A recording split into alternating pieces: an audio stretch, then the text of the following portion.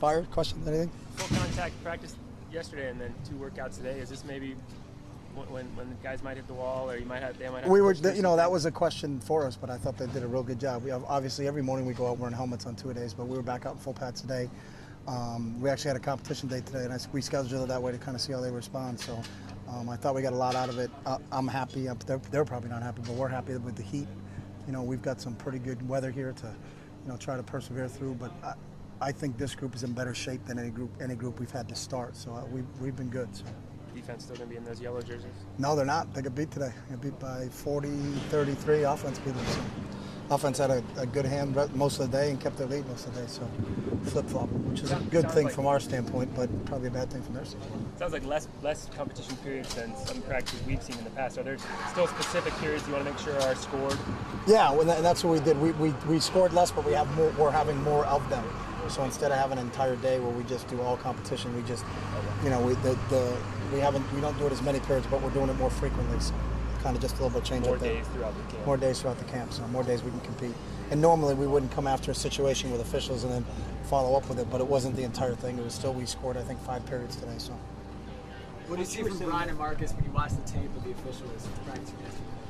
Same thing I've seen since we started. That they both have a good grasp. There's certain things they still need to work on. They're not by no means a finished product, but the one thing I like about both those guys is whenever they make a mistake, they really don't make the same mistake twice. So, they're very coachable from that standpoint. So when they get corrected, you don't see a guy come out and so, geez, we've talked about that. And it's the same thing, it's new things. But as we add new things from an installation process, there's new things they're going to see. And the same thing defensively, they're not seeing the same look all the time. So they felt pretty comfortable against this coverage.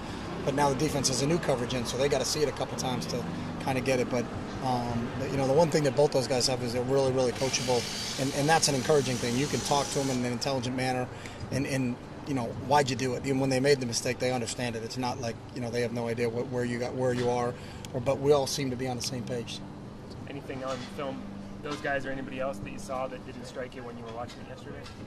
No, the effort I think has been outstanding, and it helps, and I've always felt this when your best players are your hardest workers, there's a huge trickle down effect, and the tone that the Dion Jordans and the Kiko Alonsos and those guys, Michael Clay and those guys are setting on defense, rubs off, and then when our running backs see Kenyon Barner finishing every run, he first time he touched the ball today went 60 yards.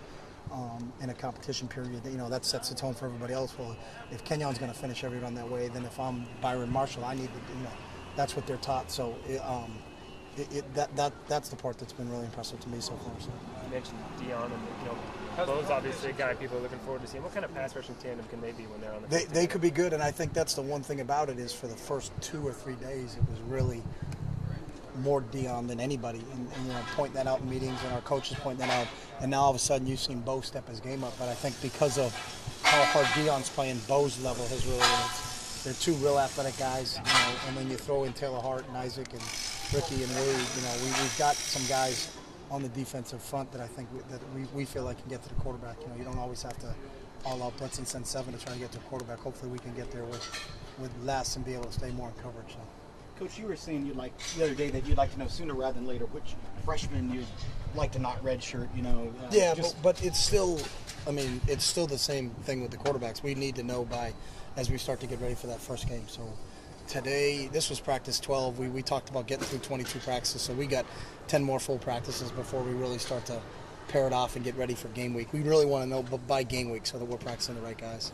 But again, we're getting enough reps in practice where we get a chance to see them all right now. So your time frame with that group, spring the time frame with you 2D for your rotation. Okay. It's the same exact. Okay. It is.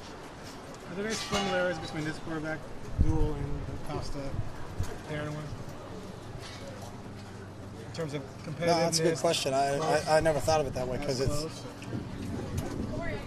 I think it always is because you're spending a lot of time not only just analyzing the play, but you really spend a lot of time exactly what was the quarterback doing on that particular play. When you kind of know who your quarterback is, you're probably spending more time talking about the depth of the route and things like that, where why did he throw it, where are his feet, what's his mechanics and things like that. So that part's similar from a coaching standpoint. Us studying the film a little bit differently than we normally study the film. But I can't remember where Nate and Darren were at this point in time, whenever it was, 2 years ago. So,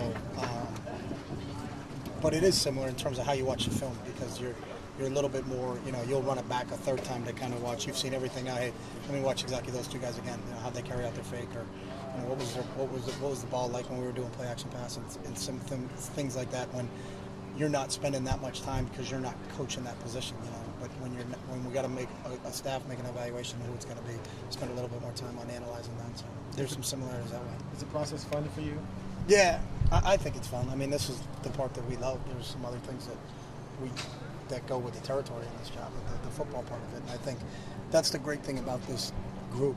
I mean, I haven't been around a group that really likes practicing like this group likes it. And when they come into meetings, they're wide-eyed and they're excited about it. And when you see them in the morning at breakfast, it's not like, oh God, it's Groundhog Day, here's another day. They got a smile to them and a step to them because they're excited about what the next challenge is. So it's fun. For coaches, it's fun. And, I think we kind of set the tone for them, but those guys set the tone for us. You got guys walking in wide-eyed into your meeting room, excited about, let's put the tape on, let's get better. That's fun. That's the fun part of this job. So. When you do those evaluations, who has the final say, especially in this instance, the quarterback? Is it going to be your final determination? Or yeah, I mean, I have the final say on all personnel, but I can't recall since I've been here where there's been a time where it's been a disagreement, like I felt one way and everybody else felt the other way, and it was like, well, this is the way it's going to happen. It's always been we've felt when we've had to make a decision in terms of that it wasn't like I wasn't the only person that picked Darren Thomas. I think there was kind of a consensus that Darren had won the job a couple years ago. So, we take input from everybody, but somebody has to make a final decision. So it's just like going forward on fourth down in a game. I may get for input from Coach Oz telling us how deep the field goal is. Can we hit it from there? Maybe not hit it from there where we are, but ultimately I have to make the call on whether we're going to do it or not do it. So. Braylon Addison was a guy who a lot of players yesterday said stood out a little bit in scrimmage. Have you noticed anything from him yeah, the first 9 games? Real mature. I meet with him every day, and he's just been unbelievable in terms of understanding what we're doing. So, when I kind of give those guys a homework assignment, here's our installation for tomorrow, it's installation C. When we come to the meeting room the next day, he's got it because he's spent time studying it, he's looked at it, he's really repped it in his mind. And so when I start asking questions on plays that he's never run before, he understands his assignment, can spit it back to you, knows all those other things. So really, really smart football player, and doesn't make what I would say sometimes the freshman mistakes where guys are, they're running to one side of the formation, then they're like, oh God, it's not that, and they got to run over the other side. He's also got a little bit of, a maturity to him that I don't think he's overwhelmed by all of this. And it's different. There's so many kids when they come in here, you don't know what you got, and some kids it's a seamless transition, and then other kids you see potential from an athletic standpoint, but you know for sure that it's going to take a year for them just to get settled. It doesn't mean that they're not going to be really good players here, but it's different. And we talked about a little bit last night in our meeting. But, when these guys were freshmen at this point in time in their career, Deion Jordan was playing wide receiver for us, and Kenyon Barner was a defensive back. Now Deion Jordan's playing defensive end, and Kenyon's our starting running back. So, I try to make sure the freshmen understand that because they kind of see Deion and they're like, wow, he's unbelievable. He was a 6'6", 195-pound wide receiver that was struggling when to get lined up. Kind of, when he knew what he was doing, he was good. When he didn't know what he was doing, he really looked out of place. And now, look where he is as he's matured both physically and mentally. So, it's the one thing that's impressive going back to Braylon, I think, is his maturity and how quickly he's picked things up. So. Coach, how are things looking behind Kenyon Barner at running back, players like Ailey Ford? They're both doing, and Kenny Bassett, I think Kenny's had a really, really, really good camp and is pushing for time behind them. That's still a question mark for us, just because none of them have really played. But, you got DeAnthony and then a combination of Byron, Kenny, and Yele to see who the third and the fourth are going to be.